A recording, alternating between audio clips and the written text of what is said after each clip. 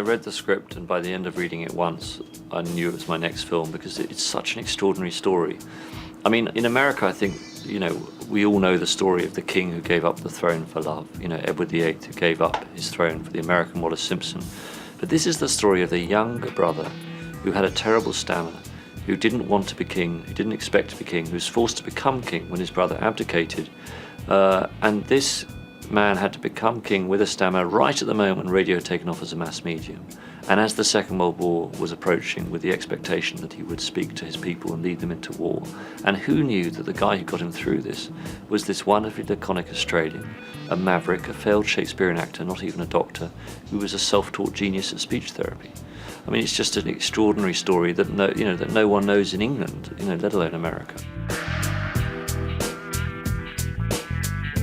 I'd researched King George VI a lot, and everyone says that he was nice to his core and humble to his core and gentle. And Colin, is nice to his core. He doesn't seem to have a malign bone in his body, and he has that gentleness and he has great humility. And I felt spiritually he was very connected to this man. It's no surprise that Colin doesn't play testosterone-fueled action heroes or vicious bad guys, because he has this gentleness, and I think he was really great for the king. If you're looking for an Australian of that age, of that talent, there is a kind of list of one. His name is Geoffrey Rush. Geoffrey has that kind of maverick energy. He has that unorthodoxy, but he's, as an actor, he's fiercely bright, and he was a great collaborator on script and a great collaborator on story.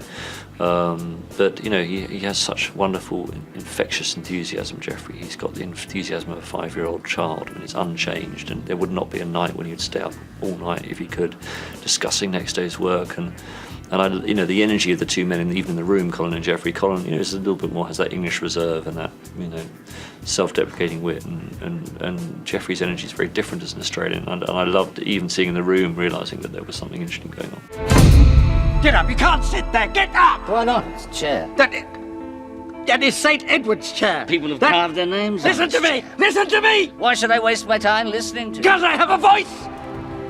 Yes, you do. What I love is that it's playing, the humour is playing so well in audiences. I mean, there are scenes, as you know, where the audience are laughing on every second or third line, and yet we didn't go after it. We weren't we never were sitting around worrying about whether the film was funny enough. We were only worrying about whether it was truthful enough. But we know from these wonderful diaries that we discovered that Lionel Logue kept of his relationship with the king, that the king was witty. I mean, there's a great couple of lines in the movie at the end of a big speech where Lionel Logue says to the king, "You still stammered on the W." And the king says, "Well, I had to throw in a few so they knew it was me." And this line brings the house down whenever I've seen it in audiences. Those lines were written by King George VI and Lionel Logue, and so we know that they did have this witty relationship, and therefore it was great to bring out that wit in other places in the movie. Well, I actually gave up history early at school, so I wasn't a historical buff growing up, and most of these subjects I've come to without knowing much about them. I mean, the American Revolution, we weren't taught at school, and in London, and so I really had to start from the ground up, learning about the American Revolution with David McCullough's help.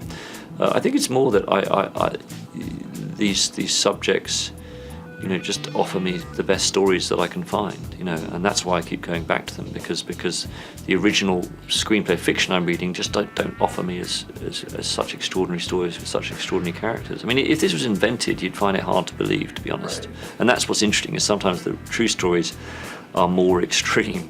And when you're inventing, you kind of worry that, this doesn't feel believable. But what I love about true stories is they're often stranger than the fictional stories.